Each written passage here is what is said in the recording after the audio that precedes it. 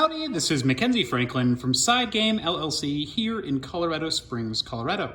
Today we're going to be taking a look at Rhino Hero Giant Edition, but we're going to be doing a little bit of a different video today. We are going to, instead of reviewing or organizing Rhino Hero Giant Edition, we are going to challenge ourselves to make the largest Rhino Hero tower possible. So the way this is done is we are going to be using this little Rhino meeple, and he is going to be kind of scaling up a tower that we are going to be constructing using these bendable walls. So they're actual cardboard pieces that you'll bend. They have a little crease in the middle.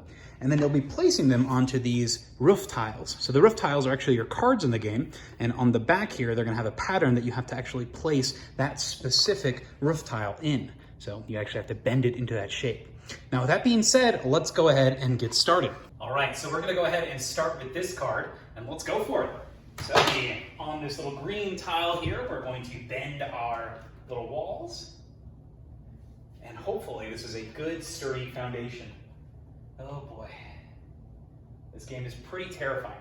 Now, Rhino Hero, this is the giant edition of the game. It originally came in a very small edition of the game, and it's a tiny little box by Haba, and it's kind of a mix between Jenga and Uno.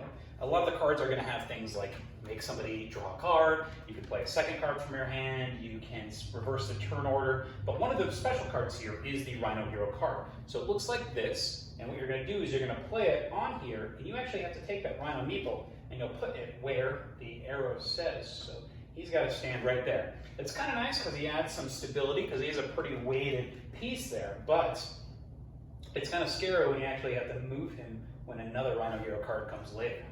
So right now we are at 2 roofs added. We're just trying to get the highest score we can. So there is that third roof. Ooh, and like I said, there is that Rhino Hero himself. So we once again have to pick him up from where he's at and place him down. So he's hanging out there. All right, we got some more walls. Maybe at this angle you can kind of see him hang out while we're playing around him. But we've got our 2 walls there. I really like the aesthetics of this game. It cracks me up that there are just all of these different animals living in this apartment. There's another rhino, so we're gonna just keep on going. Oh man. But all in all, I think this game is quite a bit of fun. So it's very chill, very relaxing. You can play that competitive mode where you're just trying to either deplete your whole hand or you are trying to get somebody else to knock down the tower. But I actually like playing this as a cooperative game just to see how high you can go. I think it's really fun to just push the limits on the tower, and that's what we're doing here.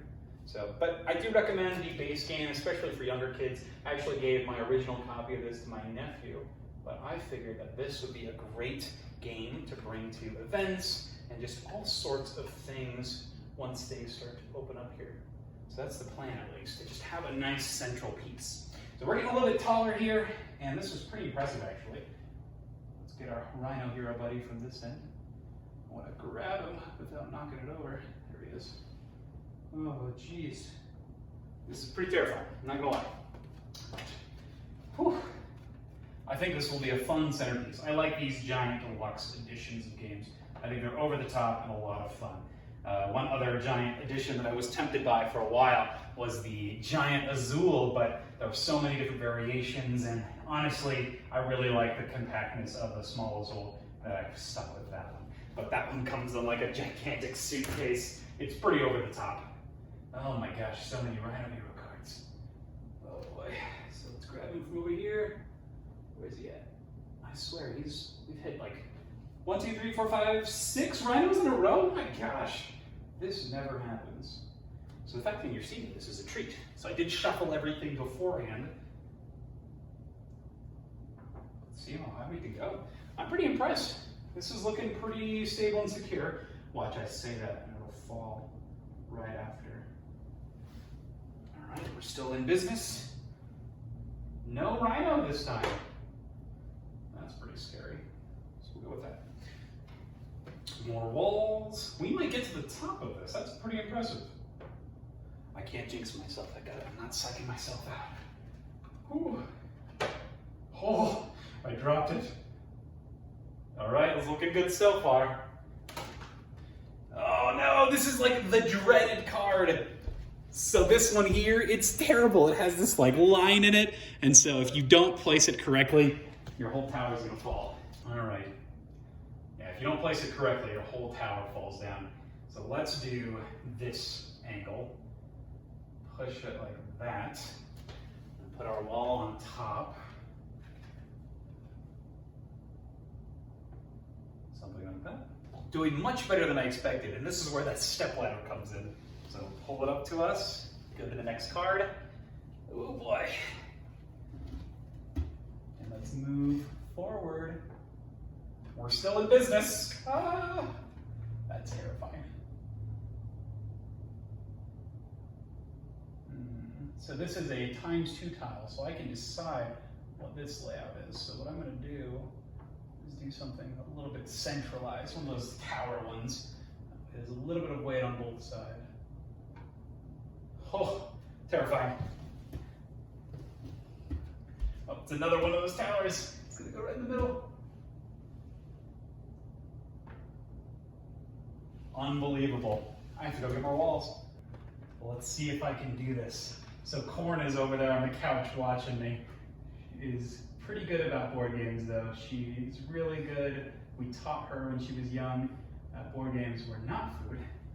And we put a bunch of treats next to a bunch of board game pieces. And we made it very clear which were okay to eat and which were not okay. So she's only ever chewed on one thing. And that was because it was on the floor for maybe like an hour. No one picked it up. So I guess since nobody was really paying much attention to it, that's when she didn't nibble. That was maybe 3 years ago? Oh my gosh! Oh, almost fell.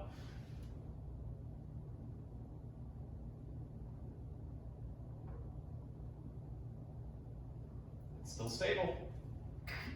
Oh man, Corn is looking at me like I'm crazy. So let's see if we can continue this trend and keep going up. Oh my gosh. This is our first try on this too. I think I'm gonna be risky, and I'm just gonna put a single one on top here. Oh man.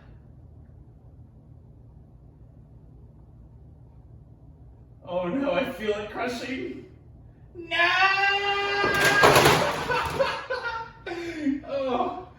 Oh, dang. We were so close, so close. Close. We only had 3 more walls left. Oh man, we almost did the best we could at this game. 3 more walls left. Do we give it a second try? Let's do it one more time. All right, so this time we're gonna go kind of maybe a little bit faster. Before we were very calculated and methodical, and it really paid off. We had used a step ladder, we almost reached the very end, so pretty dang impressive. So let's see what we can do if we go a little bit quicker this time. So let's just do it. So first off, we'll get our base walls. A nice square. Got our first card. This is terrible, it's one of those triangle pieces. So right off the bat, we're gonna have a really unstable structure. That's terrifying. I wonder if there are ways that you can get really good at this game. What are some pro Rhino Hero strategies? If you know any or you have any ideas, let me know in the comments. So we gotta put the Rhino there. We'll keep on going. You know, I'm actually working up a sweat here. It's pretty hilarious. Let's keep going. Another card. All right. And when I compared this earlier to Jenga meets Uno, I think the cooperative nature really helps with that. I think really the most interesting card in this is the Rhino one. I think that's probably the most fun. All the others are pretty negligible with how exciting they actually are. Nothing's really exciting about, losing a turn. I do think this is a great game for teaching kids that, sometimes things aren't just gonna go your way, because the tower, it's hard to tell a tower that you won when it's on the ground, right? So I think this is a pretty cool tool for that. That's my sister. She's the one who has the child that is actually in possession of this game. So we'll see. Right now, we're not doing too bad. We've got a couple of solid walls here and there. The artwork in these wall tiles is pretty hilarious. There's like 8 pictures of Mona Lisa that I've seen so far. So either someone has a copy and is running a lot of fakes, and these poor, town citizens don't know it, or you know, Leonardo da Vinci is alive and well, and people really like his paintings, so he keeps on making a bunch of them. Terrifying. So what kind of stacking games are you interested in? Any that I should try? Any of these dexterity games? Oh my gosh, this piece in the middle here is killing me, and it sucks that it's my second from the bottom, because that's my foundation. That is terrible. This is so bad. Oh man. Another cool detail that I didn't realize is that it's actually extremely nice. They put the effects of the cards on the side of the cards. That way you can easily find the Rhino Hero when you have to pull it for a future card effect. But that's it for today's video. So this second time we had 1, 2, 3, 4, 5, 6 cards, so 7 cards. So definitely our first attempt was our best. We had to bring in the step ladder. We almost ran out of pieces, but I enjoyed that. I thought it was fun. If you guys like this style of video, please let me know in the comments. But that was Giant Rhino Hero.